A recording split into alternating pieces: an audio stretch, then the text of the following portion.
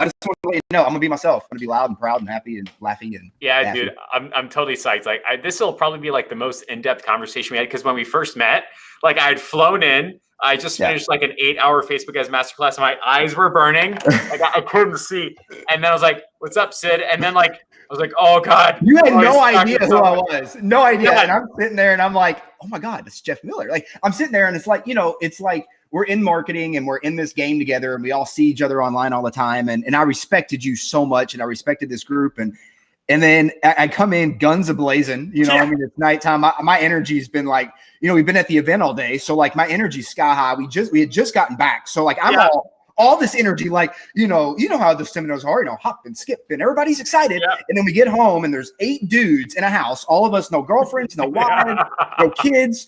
And we got pizza and beer. And it's like, oh no, and computers. And we put all that stuff together with 10, 8 guys, or add you and me, 10 creatives. And it gets a little wonky. I'm just glad I didn't run you away. And I'm glad the next day when I saw you, you weren't like, oh God, get me away from that guy. No, not at all. No, Alex speaks very highly of you, and it was really cool, like, running into you and all that.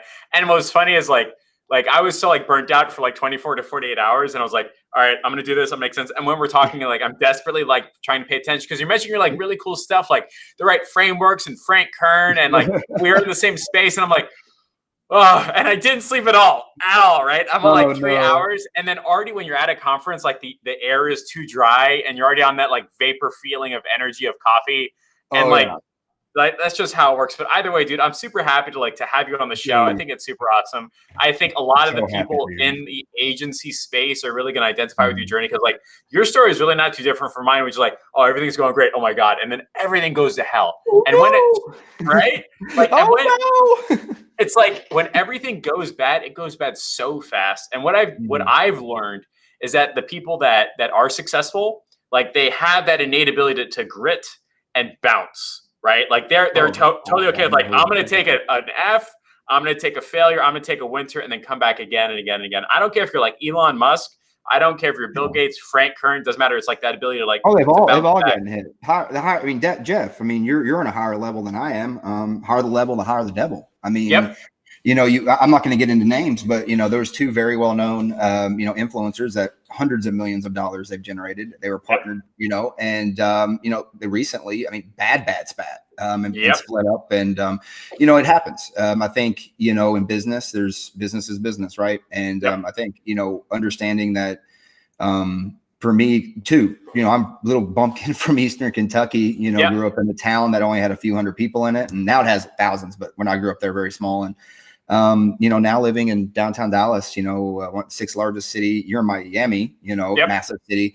So it's one of those things. I was talking about this with Alex when I signed him up. I said my biggest thing is now I'm not dealing with $10,000 a month. I'm every month it's 70, 80, 90 grand that I'm having to deal with and make sure people get paid and making sure employees get paid. You know what I mean? Like it's like I have a family. And one of the things I know, like I've never bought any of his stuff, but I hear Gary Vee say this a lot. If you think that your employees, that work for you, you're highly mistaken, because I work for them. So yeah, man. Anyway, I don't want to dive into that too much, but yeah, it's been a fun journey, and it was so cool to meet you. And one of the things I've found is when I met you and people like you that are in this space, it's very easy, I think, for some people in our space to automatically jump at each other and be competitive, whereas you and I automatically saw each other. And I think that's an interesting thing when it comes to people in our space. You're going to find that there's going to be a lot of people out there that are very willing to give and very willing to help. It's not always got to be, no, that's my client. No, that's not. There's enough clients for everybody. Like, there's 17 trillion in the US economy alone. It's like, guys, we can all make it work. You know what I mean? Oh, yeah. And what I discovered in my journey is that, like, from 0 to 10K, it was like, I got to make sure me and my own, right? Like I was starving, right? Like I could build my hut. Like I can do it, right?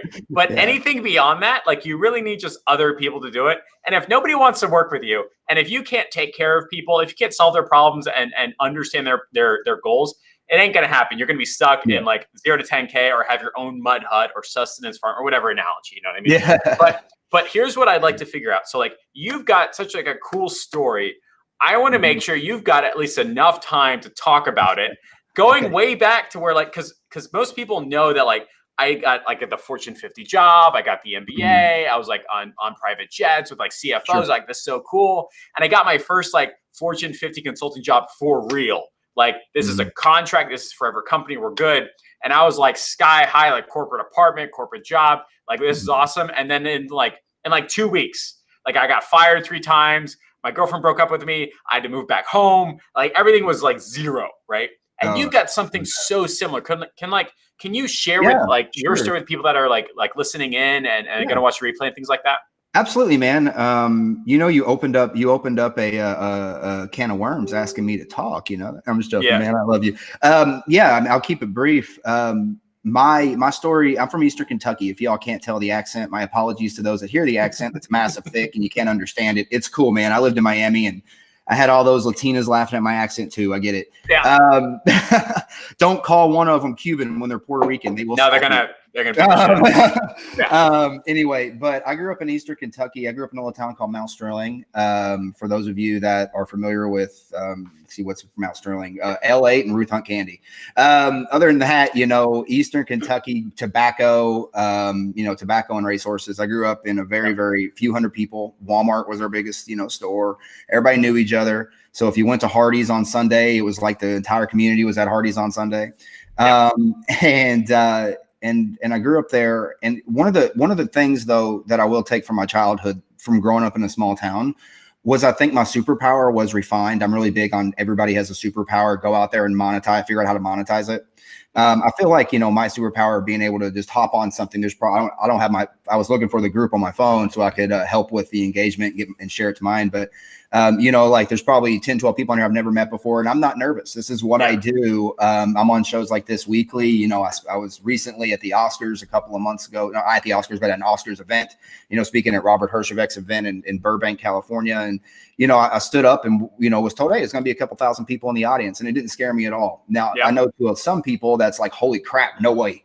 However, for whatever reason, that was a gift I was given. So I really believe by growing up in a small town and allowed me to find that early and allowed me to shine that early, because I was in a small town, which was a smaller stage, to be able to be a bigger fish in a smaller pond.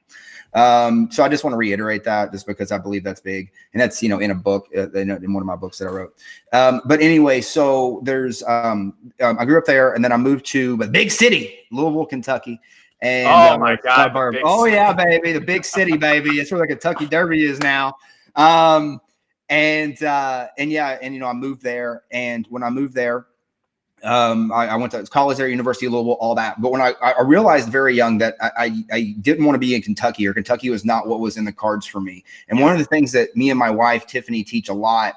Tiffany's a NLP mindset coach, helps people clear like the unconscious mind and limiting beliefs and stuff. We talk a lot about our highest intentions. So I found out very early on that my highest intention had something to do with helping a lot of people, which I might not have been able to do in a smaller town with a smaller footprint. Yeah. So I moved there, and then right when I graduated, I need to get out of there. Ironically, I moved down to Southeast Florida. went to Nova Southeastern University, got my MBA there. I lived up, Iconic. I lived 2 blocks from where Iconic lives. It's absolutely insane. I lived on Broward and University right there in a little apartment complex. Used to go to Sawgrass Mill all the time. Love that place. Place. And I went there, got this. The thing is what I found is that, I had moved. So this was the first time I had moved. I moved with, I think, $500 to my name when I moved to Florida. I thought I was going to have that for 3 or 4 months. Mm-hmm. I had it for 2 weeks and then I was broke. It was, I grew up really fast in South Florida. When I was there, I met my ex-wife and decided I didn't want to work in what I was doing for my MBA. I wanted to work for myself. I got into building websites when I was down there. Met my ex-wife, Larissa, when I was down there. She was Brazilian. She was, think of Southeast Miami Brazilian, and just close your eyes for a second. That's who she was. And we met and fell madly in love.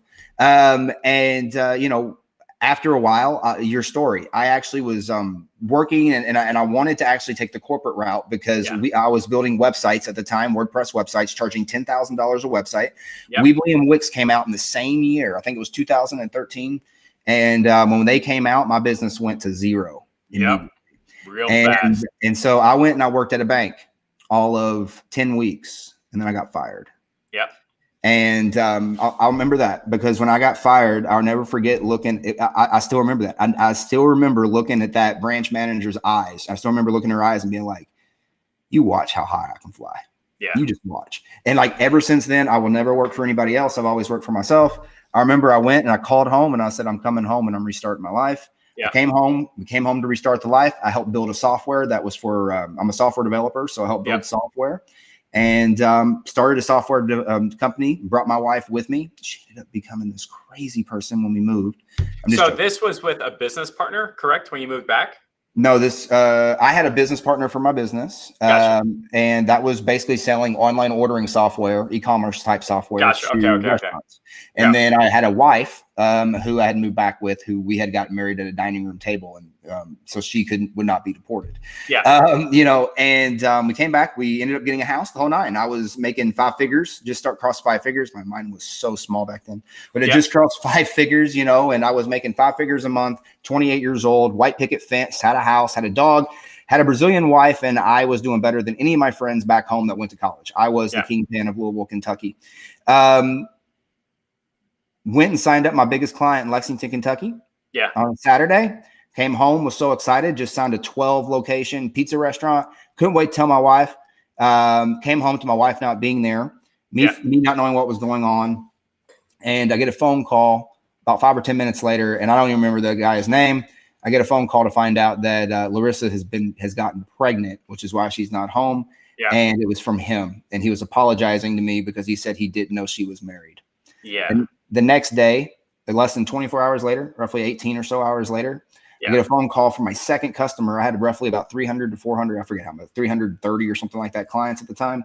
Yeah. We had signed up a company called Buns. It was a burger company in Louisville, Kentucky. He had called me up and said, hey man, I don't know what's going on, but you've billed me a few times this month and I've never seen that before. And since it was a high volume, it was a low ticket, high volume type business. Yeah. Small amounts. We're talking, it's almost kind of looked like it's skimming. We're talking $37 here, $50 here. And my ex-partner had been doing that for 12 months and he ran the money and I hadn't seen it.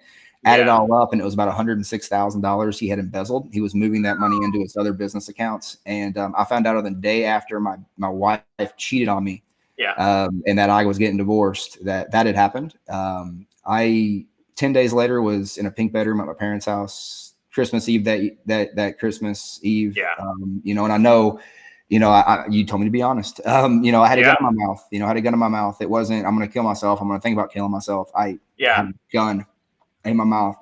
And I tell people, I go around and speak all over the world now. And, I tell people when I get on stage, I'll never forget what gunpowder smells like. That's a very distinct smell. And, I got an email, an automated message. I have no idea from who. I don't want to know. I'm not going to look it up. And it said, don't give up.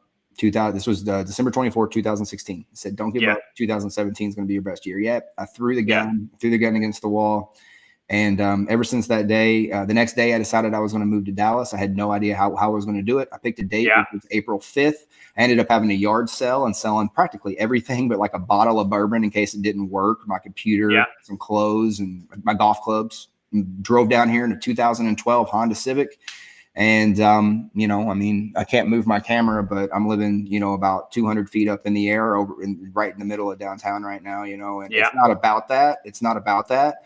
It's about that I was practically homeless when I moved here, and all I've done is be obsessive over whatever my mission has became and strive to help people every day. Money's the byproduct. Money's not why I do this. It's about helping people with what I feel like my maker. Yeah. And that's so if I understand correctly, you were building $10,000 websites on WordPress, which is the same background I had, by the way. Like I remember when HTML and CSS was that's too complicated. But like when CMSs came around, like Joomla, I hate that. And there was another one with the T, and I was like, no, not gonna happen. But then WordPress came around, I was like, oh my God, this makes sense for me. Somebody's a little bit creative, a little bit technical. And you're building 10K websites. Wix is based out of Miami. Weebly? Oh, I didn't know that. I didn't know that. No, Wix is based out of Miami. They have like a location in Miami Beach. Yeah. Mm-hmm. And it's like your entire business goes to hell. You're like, all right, I'm going to rebuild this sucker. We can do it better. I'm going to make this happen. I'm going to move back home and I'm going to make it work. And you had a software company that was doing small ticket, high volume, and you're signing customers left and right. Yep. Wife cheats on you. Yep. Partners embezzling funds. Everything is gone all over again. You're like, this can't be a pattern, right? Like this can't be a pattern. I look at it as breaking through the ceiling. I mean, that was a ceiling that I bursted through. I mean, that's kind of been my mind shift. You know, I'm really big, Jeff, on getting 1% better every day. I know I'm not the person or anywhere near the person that came up with that, or whoever told me. It was my grandpa who told me that. He was not the person who told me that. I didn't pay $10,000 to work with him. Right. You know?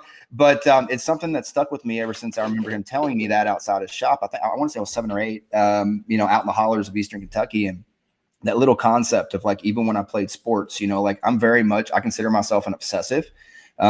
Kobe Bryant talked a lot about obsessive and being obsessive. And, you know, I'm very much consider myself an obsessive. Like you talk about this marketing game, this very, very little, small, tiny thing in the universe that all of us go crazy about. I'm obsessive about that one thing.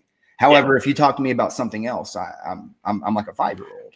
Yeah, it's like I really don't know anything about sports. Thank you for asking. Like I'm like that type of person. Like I think we're all just really fortunate that like that really cool Japanese concept of like things that you like, think that gets you paid, things that are fulfillment, like it's in the middle, right? I think for most people in the Ass Fam and the tribe and all that, like it's right there in the middle. But what I'd like to do now is like start talking about some of the bullet points, because I think that's going to be impactful for everybody watching, right? And I wasn't quite sure what you mean by like find opportunity online in the midst of chaos when your clicks fall through the floor. Yeah. Right. That's a thing I learned with Frank, you know, and I'm more than happy to go through it. But it basically, it's like what's going on right now. I wanted to be able to help your group in regards to offers that I'm currently running and offers that I've looked at data on. If that's okay. And just go over the data that I'm seeing, and then the overall kind of 40,000 foot view of what we're seeing. And then how we've taken that 40,000 foot view over the last 2 weeks from Billie Jean and from Frank Kern, and we've modeled it and launched it with you know, and are launching the paid stuff today, but have launched kind of preliminarily with great success.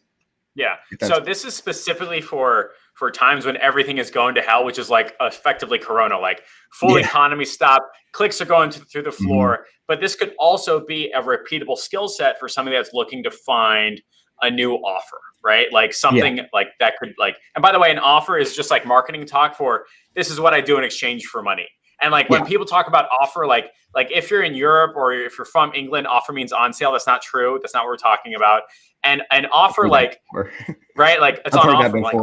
Like, no, it's not an offer, right? So an offer is like simply what you do in exchange for money. And what I've discovered, if you look at like people that do like a really dang good job, their offers always look amazing. Oh yeah. And like, they're so good. I don't even know what's included, but like, yeah, sure. I'll take that. So like, so help us understand what you mean by like the opportunity online offers, Frank Kern, Billie Jean, all that fun stuff. Sure. Right? Absolutely. One of the things I've noticed when people stop clicking, that typically means that either whatever they're looking at is either usually a couple of things. First thing's fatigue. Yeah. So that means that everybody in the marketplace that you're showing it to has seen it. They've made their decisions on yes or no, and it's fatigued. You need to come out with quote unquote new, and new is an art form. You don't have to go out there and build a new course. You don't have to come out with new content. You simply just, you know, Frank, when he came out with IBB 2.0, it was a new way to shoot the videos. The paid structures and the organic structures and all that were exactly the same. It was one little concept within it, and all of a sudden it's a new program. So it doesn't need to be like this massive pie in the sky thing for one. However, what we've noticed is when that's the first thing, your ads or whatever you're offering, it doesn't have to be ads. It can be organic. Whatever you're offering is not just your marketplace is flat out fatigued from seeing it. They need to see something different. It's not that they're not interested in you. They're just not interested right now in that offer at this time. They might be interested in 30 days, but it's not right now. So they've just heard it and seen it again and again and again. It's like, I know this isn't interesting for me. Like, I'm not going to take a next step. Like it's effectively like Facebook ads, like your frequency shoots through the roof, and like Facebook keeps billing you and nobody's signing up. That's like an offer fatigue thing. Sure. Is there a way to know if you actually have offer fatigue for like a done for you client, like, you know, retail agencies type stuff? Or is it like it just stopped kind of working one day type feeling? I run it based off data. What I do is I run all of now please chime in. The way I was taught how to run ads from the guy who taught me his name was Brad Bearden. It was Frank Kern's CMO. The way he taught me how to run ads was we run a rinse and repeat style. So with the intent-based branding that you know of, when we get to the conversion ad sets, we run the conversion ad sets against 10 KPIs that we've proven. So we have 10 different buckets of audiences that we have. We run it on a 48-hour sprint, and then we take the best 2, and then we run all of our campaign dollars at those best 2, and then we run offers for a week at a time, and then we rinse and repeat new or slanted offers or different position, same offers positioned differently every week to keep the ad offer structure fresh. So it's literally people stop doing this, right? Like that's how you know you have like the beginnings or the ends of an offer fatigue, right? Yeah, for me, I'll say how many people are. It's an engagement thing for me. So I look at based on. So I'm not just running.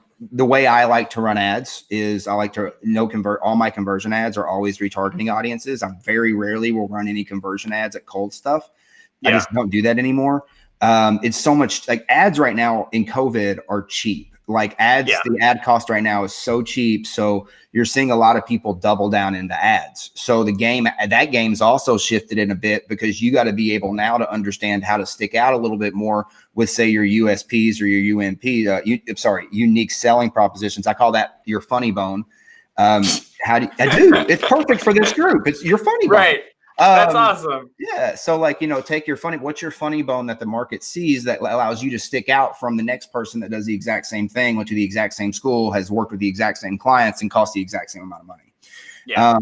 So, there's a lot of, I'm sorry, I'm getting off topic, but ad fatigue, I look at it as regards to which 2 is best running. I'm running my 10 KPI audiences. It's science to me. I take the best 2 running. There's no emotion behind it, and I put all my stuff behind it. And then a week later, we do the same 10 again. It's really a rinse and repeat for me. So if I understand correctly, like the 10K process with IBB, right? Mm-hmm. Is that what we're talking about when we say opportunity online, or did I pull the tangent? Oh, opportunity. No. Opportunity online and chaos. I wanted to talk about a lot of your customers right now and a lot of people that are running online products might have noticed that they might have had clicks go down. The process that we've noticed that say Billy Jean or Frank Kern's running right now is they're both running $100 offers. We're in me and my wife are in both courses right now. I ain't gonna lie to you. We're watching the courses, but we've already bought a lot of their stuff. We're not in it to learn the new information. We're in it because we're wanting to see how they're doing it. As of right now, if you go into the group with Billy Jean, there's close to 4,000 people who have bought the $100 product. Do the math. Yeah. There's 3,200 people that have bought Frank Kern's product. Again, do the math. So what they've done is they're now they've liquidated that offer. So they've had an offer. Now the way they did this one was they came out with a new one, but the way they framed it up in the pre-frame was it's the same stuff they're selling. It's just now over a 30-day sprint. There's no new information in either of these things. It's just how they've organized it and done a day-by-day model. So now instead of just logging into Kajabi and pick and choosing, they found the highlights, and then they're now just emailing you a 30-day sprint within these highlights of their programs. That's what they've done. And and then what they're doing is they're also helping you with Frank's is definitely doing this. I've been more in Frank's. My wife's been more in Billy's. So I don't know if Billy is doing this. So I don't say he's not. And not knowing, but Frank is also doing a very good job of building out kind of day 1, you're going to do this, day 2, you're going to do this, day 3, you're going to do this in live videos. But then he's also giving you training to go and look in what he calls his network, which is his new Kern inner circle. So that's how they're doing that. In my opinion, they're reversing it. So typically you would go out with something and start out as, say, a private client, work your way down and downsell. What they're doing here is they're liquidating everything, giving away stupid offers. I mean, just stupid stuff, 99.6%, 99.9% off stuff. And they're not doing the front end. They're accepting and surrendering that their game on the front end is not to make money. It's to break even, and that they're making money is off of this heightened audience that paid them a low ticket, and their money being made is going to be made on upsells and cross sells within this 30-day thing. So it's understanding that what offer and what type of offer and where the money's made and how the journey of the client is going to come in. There's a lot of psychological things to this, especially when you're upselling And cross-selling, as I'm not going to go to someone and upsell them after when they're confused about what to build within my stuff. I'm not, we're very, very distinct on making sure they're seeing wins. So we make sure to position that within calls that we'll have with them weekly. And then we put ourselves in win-win situations to where when we're in these situations, it then just becomes us asking for permission to help them more. And when they say yes, we help them more and we get paid for it. So it's kind of like, I mean, we were talking about like my book funnel and things like that before, and like you lose money on the book, just like a Russell Brunson or Sam Evans, because now you've got like 1,000 people that have already spent money with you, and it's much easier to have that conversation, right? And so what you're saying is the same exact process, but a 30-day rollout of just old material reused. Well, that for this specific situation, we have multiple offers. I'm not just running this within this framework right now. It is because I'm not going to run a $10,000 a month offer for me right now. No one's going to buy it. Right. So, we've taken down our continually offer, we've taken down our monthly offer because again, people it's not an offer within this time frame that people are buying. So we kept you do it off the book and you do it off downloads. It's the same concept. It's retargeting. We're just doing it off video engagement. So we're doing it off, people who are, so all of our engagement style videos before conversion, all of our engagement style stuff before conversion is all videos that have specific type of NLP script in it, as well as their specific links. There's talking about specific things and they follow a specific type of framework that you would talk in a video, just similar to like the perfect webinar.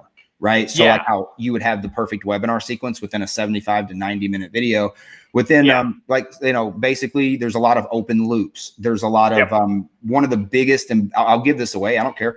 It's free online with Frank. You can go search for it, about Dean Graziosi, who is well known in direct response with infomercials, him and Kevin Harrington. One of the things Dean Graziosi does so well is he uses 3 words so well, and he did it so well in the infomercials when he was selling his book, which he's still selling online, Millionaire Success Habits. He uses this phrase, the one thing. And by using that phrase, what is called the one thing, it allows so many things to happen in the brain, and it allows you to drive focus within that reader or within the other person that's receiving the communication.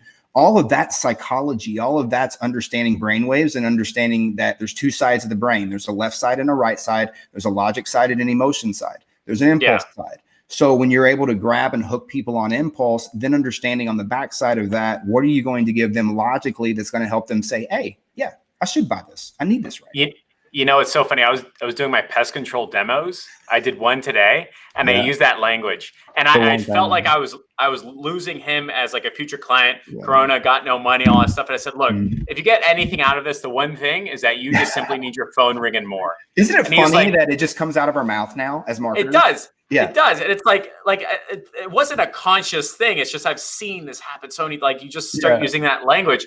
He's like, you know what, man, you're so right. Like, I'm going to see how I can make this work. I'm happy that resonated with you. I was worried. I was like, maybe you've never heard of this. No, it's so true. And like I follow Russell Brunson stuff, Sam Evans stuff like that. That's language is used. But like when I did it on my call earlier today, it felt normal. Like it was like the one thing that you need is more phone calls. Duh. Right. And like me then showing him the 5 to 7 steps, very like story brand style, that like what you'll have to do to get more phone calls.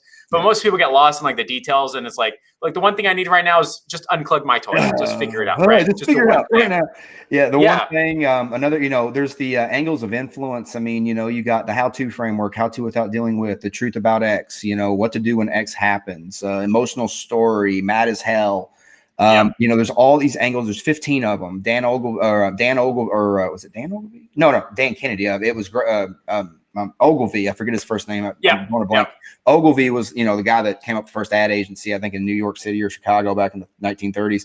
He came up with those, who then taught Dan Kennedy, who then taught Frank. So like this information, those angles of influence have been proven. That's my cheat sheet, man. I mean, like I go back to those 15 angles. Every single sales letter, every single funnel, every single ad copy. If you would to go back and look at all my funnels and go high level or in ClickFunnels or in lead pages from 3 years ago, you would notice that like I use my own swipe files and I model swipe files. I don't build new stuff. I take what's working. And one of the things that Frank says, like in almost every training video, never copy, always model. Yep. It's always okay to model. It's never okay to copy. And that's the thing. I take his stuff, and yes, I follow the same frameworks. That's why swipe files were given to marketers. I saw your landing page. I was like, this is so Frank Kern. This is beautiful. Like I started reading it, The one you and went like through? the way, yeah, like your brain doesn't read every single letter. It skips around up and down, and then like it does this like And then the pattern PS. thing. Yeah. And I was like, oh my God, this is like so like Kern 2020. I was like, this is beautiful. Right? We modeled that off of his Convert 2.0 book that he came out with. That's what it was. Yeah. Mm-hmm. We modeled that. So cool. We got a newsletter. It's sitting in a binder right up here. I'm in his courses and I'm in his groups and all that. I've been a private client of his in the past a couple of times, and I'm doing the intent-based branding 3.0 stuff now. And I mean, like, he sends out like physical here. I mean, I'm not going to get up. I'll tear up my mic, but he sends out like physical binder, like academy. Like, so you would get like a actual newsletter. And Dan Kennedy was really famous for that, and it really incorporated like one of the things we like to do that I think goes really an extra mile. Tiffany and I, we haven't been as diligent. We used to do this a lot. We are working on, we want to get back to this, but it worked really well for us when we did it. Was simple handwritten thank you cards. We learned that from Andy Frisella. We would handwrite them. We would sign them. We would send over a picture of me and Tiffany.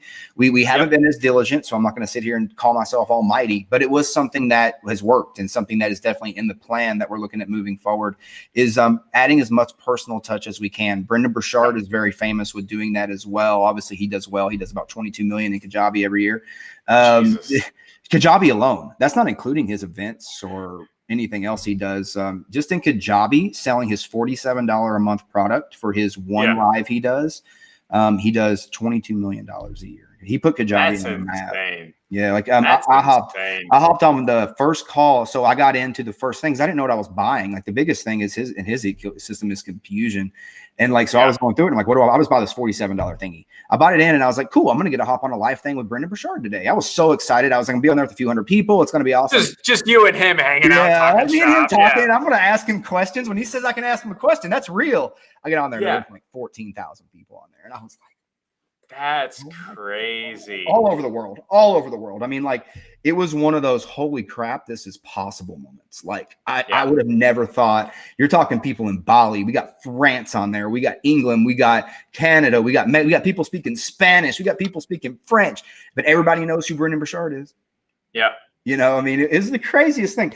I don't know, man. I mean, and I'm not here to brag about Brendan, but right now, liquidate things. And, I would say the biggest thing that Tiffany and I have been doing, and I know you're doing this, Jeff, build community, build people around you that normally wouldn't be around you, and help them. Even if they're not paying you, we're helping people that typically couldn't afford our services. We're reaching out into our groups, and we're doing free classes. I'm going over typically what I would have in the academy, and I'm going over stuff, and people are coming at me, Sid, can you help me with this? I can't pay you, but can you help me? Yeah, it's fine. What do you need help with, man? Here's the thing. This is not people. Is it a pandemic? Yes, because it's been driven into a pandemic by the media, and people calling it a pandemic. This is going to last 30 to 60 more days. We're going to be out of it. This is not 2008 again. The real estate market's not going to crash. The stock market has crashed a little bit, but it's on its way back up. They're about to come out with a drug. It's okay. The world's not coming to an end. Everybody needs to calm down, and I'm not going to get into a political debate or anything like that. The thing is in 60 days, we're going to be humming again. One of the biggest things I'm doing right now, Jeff, is I'm making sure my internal processes, I'm making sure that my knowledge, I'm making sure that the courses that I've taken, that I am 100% ready to go when people do start clicking again, which is only going to be about 60 days. So yes, I have a new offer out. I'm also working on the offer that's going to come out in 6 or 8 weeks when that thing's ready. So what I've started to do now is like I've rebuilt all of my systems and ways of working, because like you end up with like this tech debt of like I don't want to have to deal with the reconnecting. So like that's why Calendly has been billing me $97 a month, because I don't want to deal with it, right?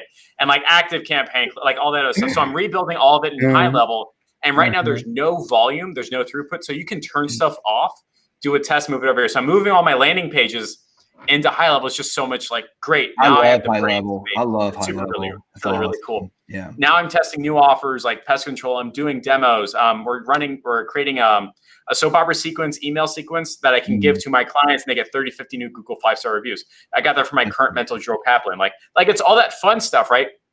If I have a client that's like, Jeff, I desperately need your help, fine. And what we'll do is we'll do a slide deck, we'll record a certain way, and I'll speak a certain way to like, I can just send that out. to any other person that has that problem. I don't have to get fielded with the same question again and again. It's super high quality stuff, right? So there's things that you can do to move your needle that are just not client facing anymore. Like you can definitely like start documenting your journey in a way that makes total sense. You can start reading where's Psycho-Cybernetics all over again. It's somewhere in this office, what a great book. Sam's big on that book, right? Sam's big on Psycho. Yeah. That's a great book. I have it sitting over there. A sales book that was really good that I don't want to get into a book war, but I mean like a sales book was the Ultimate Sales Machine. If you've ever read that one, that was a really good sales book. Anyway, like, I mean, for me, I dove in, the book that I'm kind of skimming through again right now is the old Dan Kennedy sales letter book. I mean, I'm not really reading it, but I'm kind of skimming through the chapters and taking high level notes, because, I'm going to have 3 sales letters that's going to be involved in the sequence that we're building in 6 weeks. So I got to be able to write 3 sales letters again. I'm going over, so it's just, and I'm always refining. Like, I don't, I write a lot. I don't know about you, Jeff, but just as a marketer, my mind, we had I had a mentor one time tell me that he didn't know a billionaire that didn't journal. And, I will happily tell you that my journal is sitting right over there. You can call it my diary. You can laugh at me. You can make fun of me. You can look at me while I'm writing in it and whatever. However, that right there and having that right there has been part of me having 6-figure campaigns and running campaigns where I make stupid amounts of money and have launches where we'll have 80, 90, 100 people buying and not spending a dime on ad spend because I'm able to write out my thoughts in a journal. Great transition to the third bullet point. Yes. Which is how the hell you got over 1,300 emails in 100 days no ad spend. And I, before you answer this, I want to preface why it's important, because 1,300 real life human beings said, I saw your stuff. Here's my email. Let's have a follow-up conversation. Right. And if you've ever done marketing math, you really just need one person paying you money, and then you can reinvest that into whatever you need. You just need one testimonial and you got proof. You just need one offer that works. And then once you start like finding those real life human beings that want to spend money with you, then you can start putting money into ads. And so once you've got like your core 1,000 true fans, you are a millionaire many times over. You are fulfilled throughout your life, and you're really going to put yourself in a position where like what you're doing makes impact, and you get the response from the universe that makes sense. You are now about to tell people how to do exactly that, or at least I don't care. I'll show them the whole thing. I'll go through the whole process. I'm okay with that. Yeah. Go for it. All ears. I'm listening. Sure. So, and this. So you've seen it. You're in it. You know that the 1,300 is real, and what it is we started. So I had been taught how to run Facebook groups from other mentors, and I was doing it a kind of one way. I had met, we were at Akbar's mastermind in Orlando. Had been asked to go, that me and my wife had been asked to come. My wife actually was speaking at the event, and one of the guys that was speaking, Alex Shalinsky, was there, and so was Rob Quinn. Rob had been taught by, I guess, some of the people who had initially came. I don't know who it was, so I don't want to mention names. I think I know who it was, but I don't want to mention names because I don't know 100%. Yeah. But he was taught by the people who kind of had this concept. So the whole kind of concept was, and it's not just having the Facebook group, it's kind of utilizing profile funnels and Facebook. And then we've kind of added to it through press, as like through interviews like this, or through being in a publication, or, me and Tiffany have been on TV a few times, and how we utilize that to really spike up this one thing. We've also incorporated this into our page structure as well.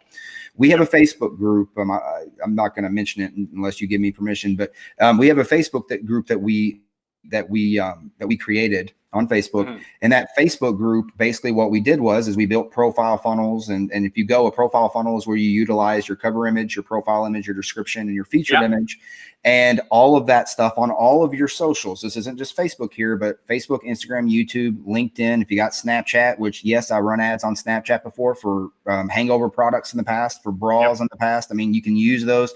TikTok right now I'm using for a makeup client as well as a jewelry client. It's working better than Instagram, than Facebook is, and definitely working better than YouTube or YouTube is. So you don't have to be so confined, but wherever you're at, make sure that one thing that I make sure I have is Facebook and Instagram. If you go there, it's the same profile photo. So it's the same description, driving to, it might not be a little bit different because of the finite amount of characters you can have, but it's driving to the same link, same group.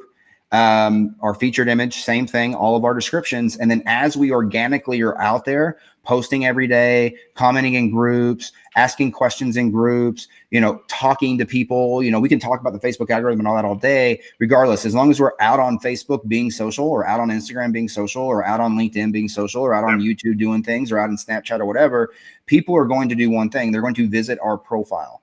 Yeah. And when they visit our profile, we have 4 specific bullets that we can shoot at them about getting them into, whether it doesn't have to be a Facebook group, it can be an ebook. It can be an actual book. It can be a video series, a lead magnet, your offer. It doesn't have to be a book, a community. The reason we decided to do a community, and our thought process is we believe that having someone in a community that can see us every day, that's a heightened community, is going to be a little bit stronger psychologically than just a retargeting ad. Yep. So we decided that we would do both.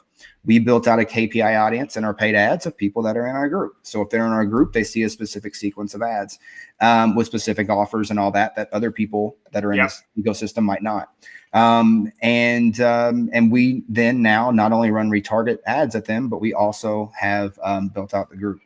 We interview in the group 6 and 7 figure earners, very similar to what you're doing here. Yep. And by doing that, what happened? I mentioned in my group, I was going to be interviewed in your group. I sent out an email out to my thousands of people on my list. Hey, I'm going to be interviewed in this group. When we get done and you send me the video or a piece of the video or whatever, I'm gonna do the exact same thing. Send it out to my list again. My goal is that you get 50 of my people off my list into your group. And then you do that every single week. And after a year of doing that, all of a sudden you've gotten 2,500 people on your list from other people that you've just given your time.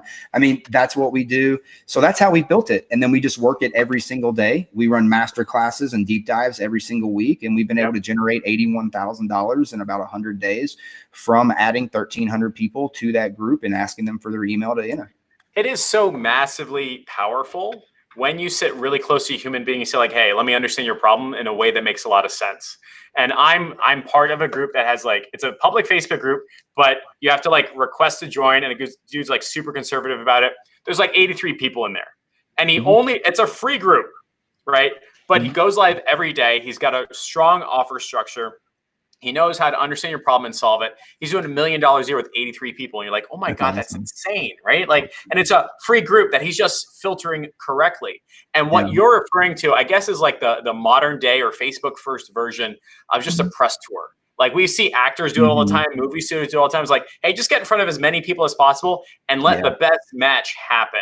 And what's really, really cool, by the way, is I know some people in the Ask Fam, that's this group, and be like, yo, Sid is much smarter than Jeff. I'm like, yo, go, that's fine. Go Facebook profile him, funnel hack him, follow him, and find the next best fit, because that's ultimately we're just going to be our authentic selves, right? And there's no advantage of having this gated community in any way that's other than transparent. Let's find the right person that you want to follow. That's just how the world works now. Well, the same thing with me. I mean, I would say the same thing with Jeff. I think ultimately, me and Jeff being together, and me being on this interview and you being interviewed in my group, means that one person or multiple people are going to find who they were able to resonate with, whether it's me or it was Jeff. And because Jeff and I figured out a way to utilize our superpowers together, we've now been able to forge and help through together, being able to go out and help someone where they might not have seen that if Jeff and I hadn't have done that. And being able to do that consistently is going to help you just increase your influence, which online, push come to shove, we can talk money and business is money all day, which it is. I get it. And I'm a capitalist. Okay. I'm not a participation trophy guy. I'm not anything like that. However, I got into this game to help people and to influence people. I didn't get into this game to be a billionaire. I got into this game because, I mean, if I can live a comfortable life, and I don't have to have a $50 million house, I don't have to have a jet like Grant Cardone, I don't have to, ride around in Rolls Royces. I don't need that. If I can play golf, if I can have a family, if I can have a life that I can live on the water and I can wake up and be free and decide I don't have to get up and run to work. I can go kayaking and on the water at 7 a.m. and watch the sunrise with my wife and my kids.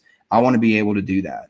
And I think getting back to remembering why did you not be in the ads game? Why did you become an entrepreneur in the first place? What was the challenge that you felt like your superpower could solve? And what was the reason behind that? You probably had a lot more passion. I know I catch myself even through this, I'm an extrovert and I feel like I'm in jail in my apartment here. In my 1,000 square foot apartment up here. And just like anybody else, I'm sitting there finding excuses to go to the grocery store and to go to the post office and, just to get outside and get fresh air. Biggest thing, guys, I want you to know something. People are buying.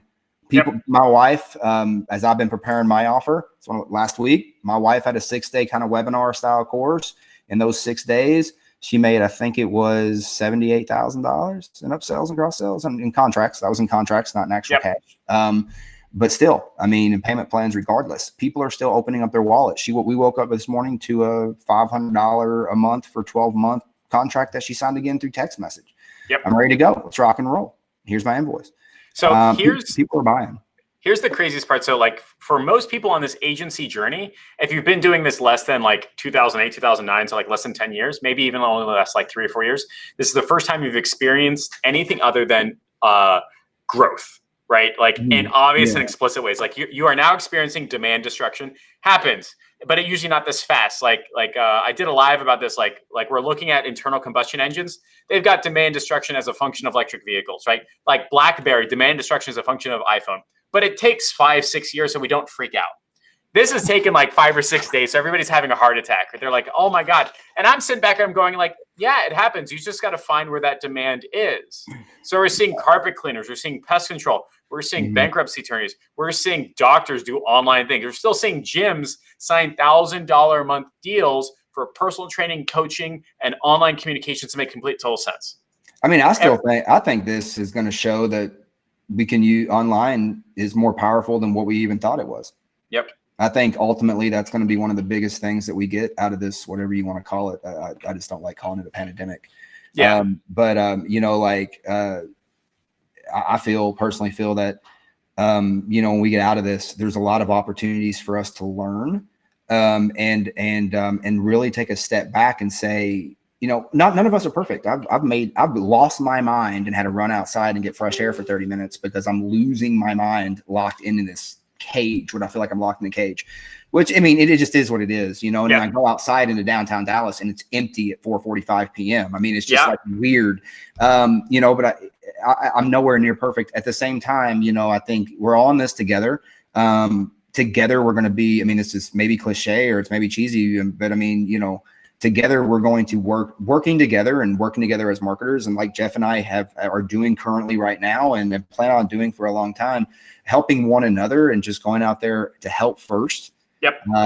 Is going to be a big part in this, not only this you making more money or you having a successful business. I believe that's going to be in a bigger picture of how many people at the end of your life, when people look at that little dash in between those numbers, it's going to have a bigger idea on the influence that you left when you were here.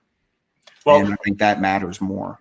I think that really does. And I think that's a great segue to the ending, right? Cool. So awesome. We're not bringing it to the end. I'm just giving, yeah, right. Fantastic. So I'm giving like a 10-minute heads up, ladies and gents, we're opening up FAQs and Q&As. So if you've got any specific questions for me or Sid about this whole journey, about communicating a superpower, getting 1,300 emails, landing $80,000 sales in less than 100 days, or $96,000 in sales in less than X number of timeframes. Now is the time we've dedicated to this. Sure. Also, Sid, are you open to 3 15-minute strategy sessions? Is that okay with you? Is that something you're interested in? Sure, that's fine. So if you want to talk with Sid more closely in a one-on-one or group setting, he's put some time on this calendar specifically for people as part of the Ask Fam for watching this live. Mm-hmm. If you want to talk to Sid and get a better understanding of the IBB framework, IBB framework.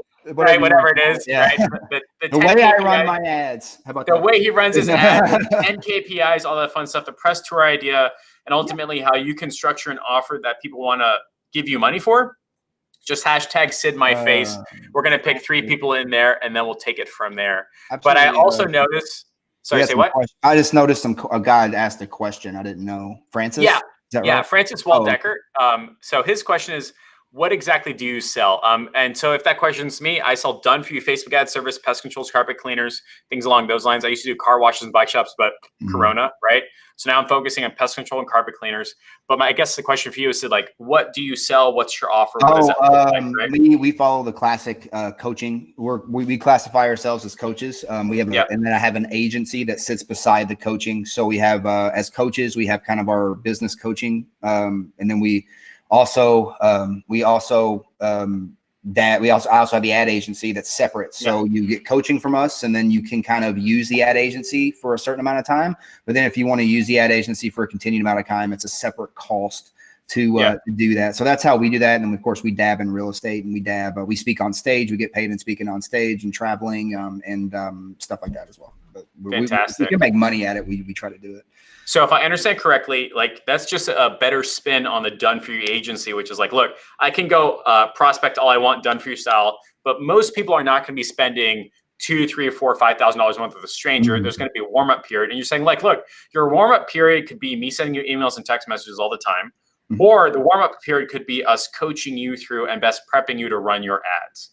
Is that the right way to think about this? Yeah, I think for me, the biggest, I guess if I would tell you my biggest secret, I mean, especially when it comes to sales, I build their plan for them. I show it to them, and then I say, "Hey, is there something you like my help with?" That's it. A lot of people say yes. So I did the same thing on my pest control demo. I have the wallet out, ready to buy button seat customer campaign, 5 to 7 steps. It's like, look, could this move the needle in your business? Would you like results like this? Would you like my help with this and know how much it costs? And they always say yes. They always do, right? Oh, they always say, I mean, if I sit there, I think the secret to that is you've already gotten permission and you've already kind of stacked goodwill up to that question. Yeah. And I think, a lot of people don't, I mean, for me, I learned it, and I was in a position to where I was very submissive when I learned it. So I just learned it, did it, was very surrendered to doing it. There was no asking why or how or this. You do it. This is what you do. So to me, it's very ingrained, but even, it's how you're stacks, selling, stack.